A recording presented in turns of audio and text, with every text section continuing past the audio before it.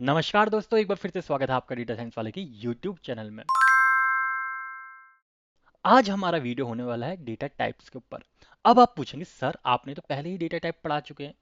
जी मैंने बिल्कुल पढ़ाए हैं, लेकिन ब्रीफली सारे डेटा टाइप कवर नहीं किए हैं। इस वीडियो लेक्चर में हम कंप्लीटली सारे डेटा टाइप को कवर करेंगे। हमने कवर कर लिया, जैसे हम थोड़ा बहुत इन्फॉर्मेशन दिया इंटीजर के बारे में, फ्लोट्स के बारे में, हमने बूलियंस के बारे में जानकारी दी है, हमने स्ट्रिंग के बारे में जानकारी दी है, list, tuple, set, dictionary etcetera के बारे में जानकारी दी है। लेकिन इनके अलावा भी डेटा टाइप है, और इसके ऊपर हम क्या क्या चीज़ें कर सकते हैं, हमें डेटा टाइप की ज़रूरत क्यों पड़ती है, ये भी हम जानकारी आज इस वीडियो लेक्चर में लेने वाले हैं। तो आइए शुरू करते हैं। अब देखिएगा डेटा टाइप हमारे लिए इंपॉर्टेंट क्यों है, ये समझने से पहले हमें ये जानना चाहिए कि यार जब भी आप किसी प्रोजेक्ट में काम कर रहे हो ना, हर एक टास्क के लिए एक स्पेशल डेटा टाइप होता है। आप उसी के ऊपर कार्रवाई कर सकते हैं। जैसे कि लेट्स से कि जहाँ पे भी हमें टेक्स्ट का डेटा चाहिए, ठीक है, टेक्सचुअल डेटा चाहिए, तो वहाँ हम स्ट्रिंग का ही यूज़ करेंगे। जहाँ पे हमें ऐसा डेटा चाहिए कि जिसमें हम मल्टीपल डेटा टाइप्स भी ऐड कर सकें और उनकी वैल्यूज़ को भी चेंज कर सकें, उनको मॉडिफाई कर सकें, तो वहाँ पे हम लिस्ट का यूज़ कर सकते हैं। जहाँ पे हम चाहते हैं कि हमें कोई डुप्लीकेट एंट्रीज ना मिले, हम वहाँ हम सेट्स का यूज़ कर सकते हैं। जहाँ पे हमें की वैल्यू पेयर में डेटा चाहिए, वहाँ हम डिक्शनरीज का यूज़ कर सकते हैं। जहाँ पे हमारा जो डेटा होगा उसके अंदर हमें फ्लोटिंग पॉइंट नंबर चाहिए, या फिर डेसिमल के बाद के भी हमारे अंक होते हैं वो इंपॉर्टेंट होते हैं, तो हाँ फ्लोटिंग टाइप का डेटा टाइप हम यूज़ कर सकते हैं। तो इस वजह से डेटा टाइप को जानना बहुत ज़्यादा ज़रूरी हो जाता है। तो सबसे पहले मैं आपको जानकारी देता हूँ कि हमारे पास कौन कौन से डेटा टाइप उपलब्ध हैं। तो एक हमारा डेटा टाइप है नन, फिर हमारा न्यूमेरिक हो गया, फिर हमारे लिस्ट हो गए, टपल हो गए, फिर हमारे सेट हो गए, फिर स्ट्रिंग हो गए, और सेट के साथ ही यहाँ रेंज भी लिख लेता हूँ, और फिर हमारा डिक्शनरी हो गया। अब बात करते हैं हम अपने सबसे पहले डेटा टाइप नन के बारे में। देखिएगा किसी अन्य प्रोग्रामिंग लैंग्वेज में हम इसको नल से भी लिखते हैं, लेकिन पाइथन में नन का मतलब होता है कि कुछ नहीं। यानी कि मान लीजिएगा कि आपने एक वेरिएबल तो बना दिया, लेकिन उस वेरिएबल के अंदर कोई भी चीज़ असाइन नहीं की। मान लिया आपने रैंडमली कुछ भी चीज़ बना ली, लेकिन उसके अंदर कोई भी वैल्यू ना होना, वो कहलाएगा नन। कई स्टूडेंट इसको इससे कंफ्यूज करते हैं कि इसका मतलब क्या जीरो होता है। यानी कि नन का मतलब होता है कुछ नहीं, जीरो भी अपने आप में एक वैल्यू है। तो नन का मतलब कुछ नहीं। अन्य लैंग्वेज में हम इसको नल से दर्शाते हैं, लेकिन हम पाइथन के अंदर इसको नन से दर्शाते हैं, NONE। तो ये भी अपने आप में एक डेटा टाइप है।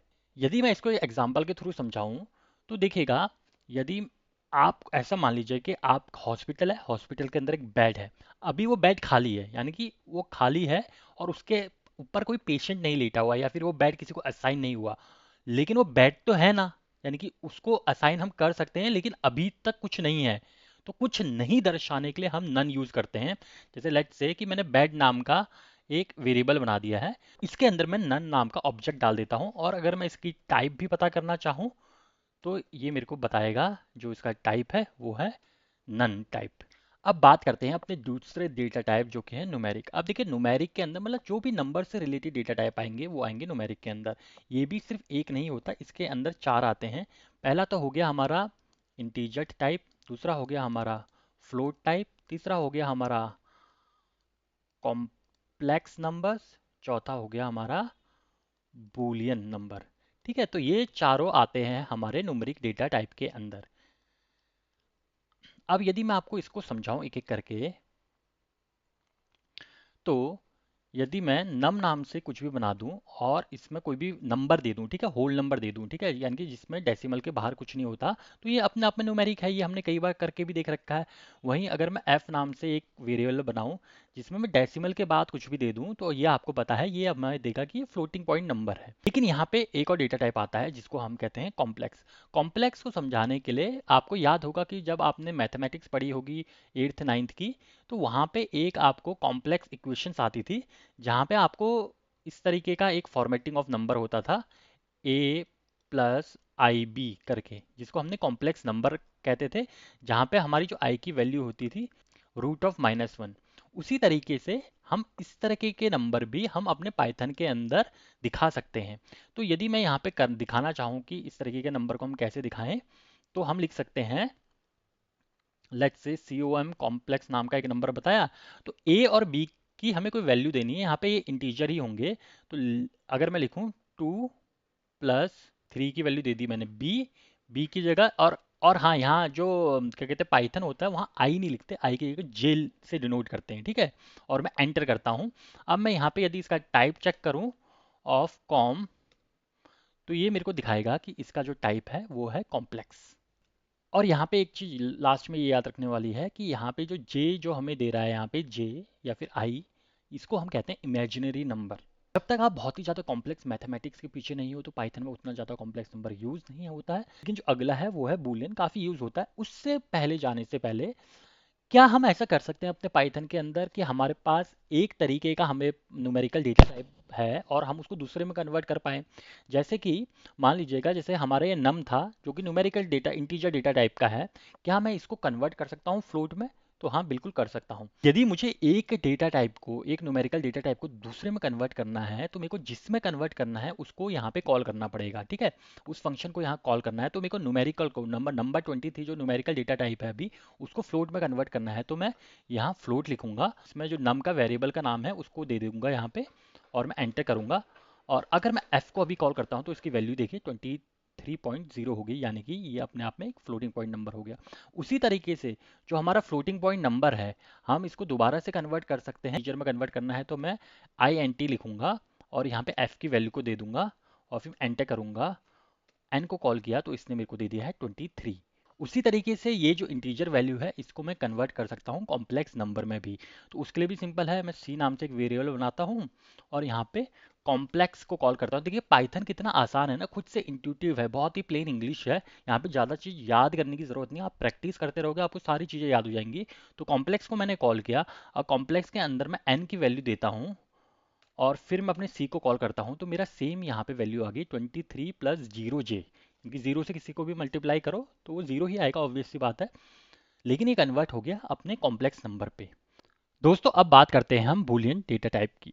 देखिएगा पाइथन के अंदर ये सबसे इंपॉर्टेंट डेटा टाइप है। अब कोई भी जो प्रोग्रामिंग लैंग्वेज होती है वो 0 और 1 के ऊपर काम करती है, यानी कि ट्रू या फिर फॉल्स के ऊपर, या फिर इसको कह सकते हैं हम यस या फिर नो के ऊपर, ठीक है। तो पूरा का पूरा जो हमारा प्रोग्रामिंग लैंग्वेज होता है ये इन्हीं दो नंबर्स के बीच में, बाइनरी नंबर्स के बीच में काम करता है। अब इस कॉन्सेप्ट को दर्शाने के लिए जहाँ पे भी हमारे ये सारे कॉन्सेप्ट आएंगे, जहाँ पे हमें 0 या 1 चाहिए या ट्रू या फॉल्स चाहिए, यस या नो चाहिए, वहाँ पे हम बूलियन का यूज़ करेंगे।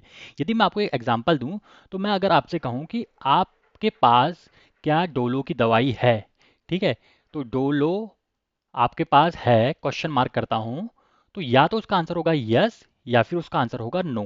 तो पाइथन इसको कैसे स्टोर करेगा, वो इसको या तो अगर होगी तो उसको ट्रू में स्टोर करेगा या फिर उसको फॉल्स में स्टोर करेगा। और बिहाइंड द सीन ट्रू का मतलब होता है न्यूमेरिक नंबर 1 और फॉल्स होता है न्यूमेरिक नंबर 0।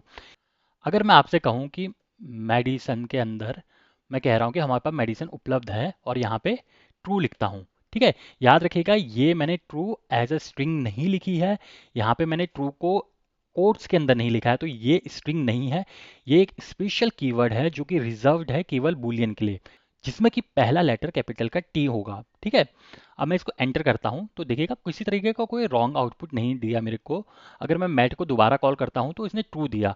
और उसी तरीके से यदि मैं इसका टाइप चेक करूं कि मैट के अंदर क्या टाइप है, तो यहाँ पे देखिएगा इसकी क्लास जो है वो है बूलियन क्लास की। अब वैसे ही एग्जाम्पल देख लेते हैं फॉल्स का, ठीक है।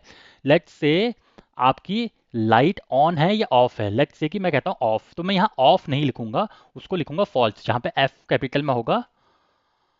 और फिर मैं लाइट को कॉल करता हूं तो ये दिखा रहा है मेरे को फॉल्स, ठीक है। अब मैं इस सेम चीज को दर्शा सकता हूं 0 और नंबर 1 पे, ठीक है। तो यदि मैं इसको कन्वर्ट, लाइट को कन्वर्ट कर दूंगा इंटीजर में, जैसे हमने हर एक को हम कन्वर्ट कर ले रहे थे एक फॉर्म से दूसरी फॉर्म में, वैसे हम बूलियन को भी एक फॉर्म से दूसरी फॉर्म में कन्वर्ट कर सकते हैं, ठीक है। तो यदि मैं INT और लाइट करता हूं जिसके अंदर हमारी जो वैल्यू है वो ट्रू है, सॉरी फॉल्स सेव है, तो ये मेरे को इंटीजर में इसको कन्वर्ट करके देगा 0, ठीक है। इसने इंटीजर में कन्वर्ट करके दिया मेरे को 0, यानी कि ये जो सारा मैंने बताया ना आपको, नो का मतलब, फॉल्स का मतलब और 0 का मतलब एक ही है एज प्रोग्रामिंग लैंग्वेज में। और उसी तरीके से यस का मतलब, ट्रू का मतलब और 1 का मतलब एक ही है प्रोग्रामिंग लैंग्वेज के बेसिस में, ठीक है। पर इसका मतलब ये नहीं कि आप इंटीजर में हैं आप 0 और 1 लिखेंगे। तो ये उसको वैल्यू मान के चलेगा ट्रू और फॉल्स। ठीक है, ये थोड़ा थोड़ा डिफरेंट होता है हर जगह पे, बट कॉन्सेप्चुअली इसको ऐसे समझिएगा, जहाँ पे भी हमें कंडीशन लगानी है, जहाँ पे केवल दो कंडीशन उपलब्ध होती है, वहाँ हम बूलियन का यूज़ करते हैं। अब सेम वे में मैं दिखाता हूँ आपका कि इंटीजर में कन्वर्ट करके हमारा जो मैथ था, जहाँ पे हमने ट्रू वैल्यू यहाँ पे दी थी, तो ये मेरे को आंसर देगा 1। तो यहाँ पे हमारे जो सारे के सारे न्यूमेरिक हैं डेटा टाइप, ये यहाँ पे हमारे कवर हो जाते हैं। तो अब बढ़ते हैं अपने और डेटा टाइप में। तो ये जो मैं जो पूरा का पूरा आपको बाउंड्री के अंदर कवर करके दिखा रहा हूँ, तो इन डेटा टाइप को हम कहते हैं सीक्वेंस। सीक्वेंस, ठीक है। तो अभी आपने पिछली वीडियोस में देखा होगा, सेपरेटली देखिए, यहाँ पे मैंने वीडियो बनाई थी लिस्ट के ऊपर, टपल के ऊपर, सेट के ऊपर और स्ट्रिंग के ऊपर। रेंज क्या होगा वो मैं इस वीडियो में आपको समझा दूंगा। ठीक है, तो अब हम फटाफट इसको देख लेते हैं कि जैसे कि हमने लिस्ट बनाने के लिए मैंने आपको बताया कि लिस्ट का मतलब क्या है, कि एल नाम से आप लिस्ट बनाते हो, तो इसको बनाने के लिए आपको सिंपल से एक स्क्वायर ब्रैकेट ओपन करना है, क्लोज करना है। इसके अंदर ये क्या होता है, एक तरीके से का म्यूटेबल डेटा टाइप होता है, जिसके अंदर आप मल्टीपल एलिमेंट को स्टोर कर सकते हो। ठीक है, तो जैसे और ये ऑर्डर्ड कलेक्शन भी होता है, और इसमें मल्टीपल डेटा टाइप का मतलब जैसे कि मैं एक नाम भी दे देता हूँ, और उसके अलावा फ्लोटिंग नंबर भी दे देता हूँ, उसके अलावा एक बूलियन भी दे देता हूँ। तो यहाँ पे देखिएगा ये हमारी एक लिस्ट बन के तैयार हो गई है, एल। और अगर मैं यहाँ पे टाइप आपको चेक कराऊँ, तो यहाँ पे इसका टाइप आ जाएगा एल। यदि लिस्ट के बारे में आपको कंप्लीट जानकारी लेनी है तो इस वीडियो में ज़रूर जाइएगा, यहाँ पे आपको कंप्लीट लिस्ट का एंड टू एंड जानकारी मिल जाएगी। उसी तरीके से टपल भी हमारा एक डेटा टाइप होता है, जहाँ पे आपका जो डेटा का साइज होता है वो पहले से फिक्स्ड होता है। इसमें डायनेमिक डेटा टाइप होता है, लेकिन टपल के केस में फिक्स्ड डेटा टाइप होता है। ठीक है, वहाँ पे उसका एक बार आपने टपल क्रिएट कर दिया, उसके बाद उसके ऊपर आप कोई भी चेंजेस नहीं कर सकते हो। टपल को क्रिएट करना भी बहुत आसान है, आपने टी नाम से एक वेरिएबल दिया है, इसको हम टपल बनाना है, तो हम राउंड ब्रैकेट का यूज़ करेंगे, और इसके अंदर भी हम सेम मल्टीपल तरीके के डेटा टाइप यहाँ पे प्रोवाइड कर सकते हैं, सेम जैसे कि हम लिस्ट के अंदर कर सकते थे। बस दोनों में डिफरेंस क्या है कि टपल को एक बार क्रिएट कर दिया, उसके बाद टपल के अंदर के एलिमेंट आप चेंज नहीं कर सकते हैं। अगर मैं इसका आपको टाइप दिखाऊं ऑफ टी, तो ये हमें दिखा रहा है कि जी हाँ ये टपल है। उसी तरीके से जो हमारा सेट होता है, एस नाम से मैं सेट को क्रिएट कर देता हूँ, यहाँ पे हम यूज़ करते हैं करली ब्रैकेट्स का। ठीक है, इसके अंदर भी हम मल्टीपल डेटा टाइप दे सकते हैं, जैसे हमने सबके ऊपर दिया, लेकिन यहाँ पे एक कंडीशन ये होगी कि आपका कोई भी डेटा के अंदर डुप्लीकेसी नहीं होनी चाहिए, डुप्लीकेट एलिमेंट नहीं होना चाहिए। ये एक मैं मेजर मेजर डिफरेंस बता रहा हूँ। ठीक है, और फिर मैं चेक कराता हूँ आपको टाइप ऑफ एस। तो ये है क्लास, इसकी है सेट। यदि आपको इनके बारे में स्पेसिफिकली पढ़ना है तो मैं फिर से बताता हूँ, इन सारी वीडियोस में आप जाके देख सकते हैं, कंप्लीट डिटेल में सारी चीज़ें समझाई गई हैं। अब हम बात करते हैं अपने नेक्स्ट डेटा टाइप की, जो कि होगा स्ट्रिंग। स्ट्रिंग बेसिकली क्या होता था, देखिए पाइथन के अंदर ना अलग से कोई कैरेक्टर का कैर करके डेटा टाइप नहीं होता था, जहाँ पे हम स्पेशली किसी एक कैरेक्टर को असाइन कर सकते हैं कोई भी वैल्यू। लेकिन यहाँ पे एक स्ट्रिंग होती है, स्ट्रिंग भी एक सीक्वेंस डेटा टाइप ही है, ये सारे के सारे सीक्वेंस डेटा टाइप ही है अपने आप में। लेकिन जो स्ट्रिंग होता है इसको डिफाइन करना बहुत आसान है। आप सिंगल या डबल कोट्स के बीच में जो भी चीज़ लिखेंगे उसको हम स्ट्रिंग मान के चलते हैं। ठीक है, जैसे कि यदि मैं यहाँ पे लिखूँ फार्मा कोडर, तो ये अपने आप में एक स्ट्रिंग बन चुका है। और यहाँ पे अगर एस का करूँ तो देखिए अपने आप में स्ट्रिंग है। उसी तरीके से अ, वैसे मेरे को एस टी कर लिख लेता हूँ, क्योंकि वरना आपको कन्फ्यूजन होगी। वेरिएबल का तो नाम कुछ भी हो सकता है। यदि आपको इस पूरे को भी कन्वर्ट करना है स्ट्रिंग में, जैसे मैं अभी तक करता हुआ आ रहा था, तो मुझे कुछ नहीं करना, मैं डबल कोट्स लगाता हूँ दोनों जगह, यहाँ पे और यहाँ पे। तो माफ़ कीजिएगा, डबल कोट्स एक और अंदर था, तो मेरे को यहाँ पे सिंगल कोट से स्टार्ट और बंद करना पड़ेगा। ये भी मैंने स्ट्रिंग के अंदर आपको बता रखा है कि जैसे आपके, क्योंकि ऑलरेडी डबल कोट्स अंदर है, तो आप बाहर डबल कोट का यूज़ ना करें, बाहर चाहे आप सिंगल कोट का यूज़ कर लें। तो इसको मैं ऐसे कर देता हूँ, तो ये अब अपने आप में एक स्ट्रिंग बन चुका है। ठीक, अब देखिएगा जैसे कि मैंने आपको बताया कि हमारे पास एक और सीक्वेंशियल टाइप का डेटा बच रखा है, जिसको हम कहते हैं रेंज। ठीक है, रेंज को बताने से पहले मैं आपको याद दिलाना चाहूँगा कि जैसे हमने पहले इंडेक्सिंग की थी, इंडेक्सिंग के अंदर हमने एलिमेंट्स को इंडेक्स किया था, हमने देखा था कि एलिमेंट किस हिसाब से इंडेक्स हो पाते हैं। तो वैसा ही कॉन्सेप्ट कुछ है यहाँ पे रेंज का। लेट्स से कि मेरे को प्रिंट करवाना है 0 से 10 के नंबर यानी कि 0 1 2 3 4 5 6 7 8 9 ये सारे नंबर मेरे को प्रिंट करवाने हैं। तो मैं उसको क्या दूंगा, उसको एक रेंज नाम का एक डेटा टाइप को कॉल करूंगा। यहाँ पे मैं बताऊंगा आप या तो इसको ऐसे लिख सकते हैं कि 0 से 10 तक के सारे नंबर प्रोवाइड कर दे। तो ये जो एंड में स्टार्टिंग में तो आपने बता दिया कि स्टार्टिंग कहाँ से होनी चाहिए, 0 से, लेकिन जो एंड होता है 10, इसमें से हमें एक माइनस करना होता है यानी कि n-1। जो भी हमने नंबर दे रखा है ये वहाँ तक के सारे नंबर यहाँ पे मेरे को ला के दे देगा, यानी कि 0 से 9 तक के सारे नंबर मेरे को यहाँ पे ला के दे देगा। एक्चुअली में जो हमारा रेंज फंक्शन है इसके हमारे पास तीन कंपोनेंट हैं। पहला होता है स्टार्ट, फिर कॉमा करते हैं हम स्टॉप, फिर तीसरा करते हैं हम स्टेप। याद रखिएगा ये वैसा ही आपको कुछ एहसास हो रहा होगा जब हम स्लाइसिंग कर रहे थे। स्लाइसिंग में भी हम स्टार्ट देते थे, स्टॉप देते थे, स्टेप देते थे। सेम वही कॉन्सेप्ट यहाँ पे भी लागू है। और जो स्टार्ट हमारा बाय डिफ़ॉल्ट हमारा जो सबसे पहला एलिमेंट है वहाँ से स्टार्ट होगा, यानी कि बाय डिफ़ॉल्ट ये 0 होता है। इसको दो या ना दो आपके ऊपर है, लेकिन स्टॉप आपको देना पड़ेगा। स्टेप आपने बाय डिफ़ॉल्ट नहीं दिया तो इसको स्टेप हम 1 मान के चलेंगे। तो ये बाय डिफ़ॉल्ट 1 होता है, लेकिन ये जो स्टॉप होता है ये आपको देना ही पड़ता है। ठीक। और हमेशा याद रखिएगा जो स्टॉप होता है जितने भी एलिमेंट जो भी नंबर आपने यहाँ से लिखा होगा उसकी n-1 वैल्यू तक ही जाएगा। सेम कॉन्सेप्ट, लगभग लगभग सेम कॉन्सेप्ट है जैसा कि हम इंडेक्सिंग के दौरान सीखते हैं। ठीक। अब मैं ये सारी चीज़ें यहाँ पे आपको करके दिखाता हूँ एक बार। तो लेट्स से कि मैंने कॉल किया रेंज नाम के फंक्शन को, और सबसे पहले मैं 10 लिख देता हूँ। ठीक है।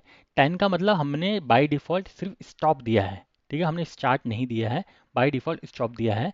और उसके बाद मैं यहाँ पे कर देता हूँ। तो इसने बताया, इसने अपने आप को खुद से चेंज करके दिखा दिया कि देखो मैं 0 से 10 तक की बात कर रहा हूँ। ठीक है, 0 से 10 में अपने आप को कन्वर्ट कर दिया।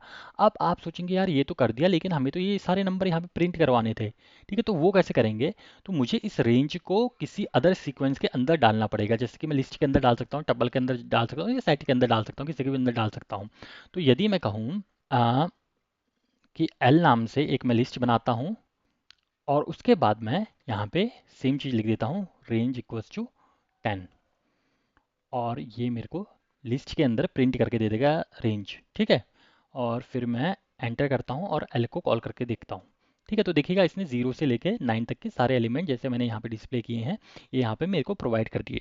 उसी तरीके से यदि मुझे स्टेप देने यानी कि हर एक ऑड आइटम यहाँ पे प्रोवाइड करना है तो वो भी कर सकता हूँ मैं स्टेप देके। यानी कि अभी तो एक के बाद एक जंप कर रहा है। लेट्स से कि मैं कह देता हूँ कि बाय डिफ़ॉल्ट एक नंबर ही जंप कर रहा है ये, जब मैंने कोई स्टेप नहीं दिया यहाँ। लेकिन मैं चाहता हूँ कि एक नंबर छोड़ दे, यानी कि 2 का जंप ले, यहाँ से यहाँ जाए, यहाँ से फिर यहाँ जाए, फिर यहाँ से यहाँ जाए। तो ये भी कर सकते हैं हम। अब हम दोबारा से लेट्स से मैं लिखता हूँ E1 का ई लिख देता हूँ, और मैं यहाँ के अंदर लिस्ट चाह रहा हूँ जिसकी जो रेंज हो वो हो हमारी 0 से लेके 10 तक के सारे, और इसका स्टेप लिख देता हूँ 2। ठीक है, तो अब ये क्या करके देगा, मेरे को सारे के सारे 0 से 10 के बीच में जितने भी मेरे को इवन नंबर हैं वो यहाँ पे मेरे को प्रिंट करा के दे देगा। ठीक है, तो इसने सारे इवन नंबर कर दिए। उसी तरीके से मैं ऑड नंबर को भी प्रिंट कर सकता हूँ। अगर मुझे ऑड नंबर चाहिए सारे के सारे तो मेरे को यहाँ से क्या करना पड़ेगा, 1 से स्टार्ट करना पड़ेगा, बाकी सारी चीज़ें सेम रहेंगी। ठीक है। अब यहाँ पे मैं ओ लिख देता हूँ, और यहाँ पे मैं लिस्ट कर देता हूँ। ये देखिएगा आपको ज़रूरी नहीं कि लिस्ट ही करें, आप टपल भी कर सकते हैं। और मैं यहाँ पे रेंज लिख देता हूँ। स्टार्ट हम करेंगे 1 से, और हम एंड करेंगे 10 तक, यानी कि ये वैल्यू 9 तक जाएगा। ठीक है। और कॉमा स्टेप कर देते हैं 2, और ये शायद मैंने 0 लिख दिया है, मेरे को ओ लिखना था। ठीक। और फिर मैं ओ को प्रिंट करा देता हूँ। तो देखिएगा इसने सारे के सारे मेरे को ऑड नंबर यहाँ पे प्रोवाइड कर दिए। इसी वजह से हमारा जो रेंज होता है वो भी पार्ट होता है हमारा सीक्वेंस का। इसके बाद हमारा लास्ट डेटा टाइप आता है जो कि होता है डिक्शनरी। ठीक है, तो डिक्शनरी हमारा लास्ट डेटा टाइप हो गया। और डिक्शनरी के लिए भी मैंने कम्प्लीटली सेपरेट वीडियो बनाई है, वो भी आप ज़रूर देखिएगा। तो डिक्शनरी बेसिकली कुछ नहीं होता, डिक्शनरी को भी हम करली ब्रेसिस से ही डिनोट करते हैं, लेकिन इसमें एक कंडीशन होती है कि इसमें की वैल्यू पेयर की मैपिंग होती है। यानी कि हर एक एलिमेंट के लिए साथ एक यूनि और की भी हमेशा यूनिक होनी चाहिए, पूरी डिक्शनरी में वैल्यू को रिपीट कर सकते हैं।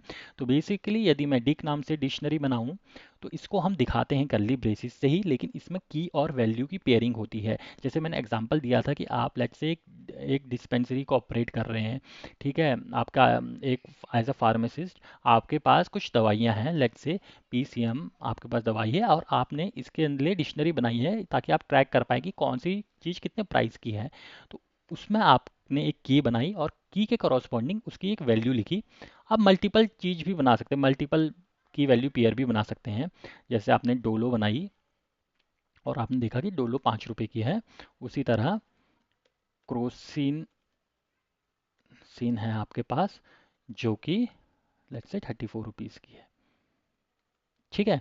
तो ये अपने आप में एक डिक्शनरी हमने बना दी, ठीक है। अगर मैं इसका टाइप आपको चेक करके दिखाऊं तो type of Dick is dictionary, ठीक है, इसकी जो क्लास है वो डिक्शनरी आ रही है। तो बेसिकली ये वहाँ काम आती है जहाँ पे हम सारे के सारे की वैल्यू पेयर्स को आइडेंटिफाई करना चाहते हैं, यानी कि एक का रिलेशन डेटा के एक भाग का रिलेशन डेटा के दूसरे भाग के साथ होता है, ठीक है। इसके बारे में जो मैंने आपको कंप्लीट वीडियो बनाई है उसको ज़रूर देखिएगा यदि आपको इन डेप्थ नॉलेज चाहिए। तो ये कंप्लीट आपका वीडियो लेक्चर समाप्त होता है जहाँ पे मैंने आपको वेरियस डेटा टाइप यहाँ पे आपको बताए थे।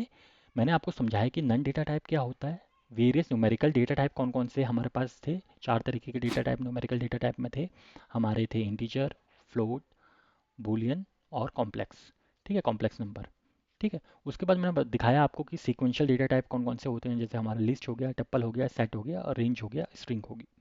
फिर हमने बात की थी डिक्शनरी की, जहाँ पे मैंने आपको बेसिक बेसिक डिक्शनरी का बताया। सबके लिए एक एक डेडिकेटेड लेक्चर मैंने बना रखा है most of the important topics के लिए। जो नहीं कवर किया था वो इस लेक्चर में कम्प्लीटली कवर कर दिया गया है।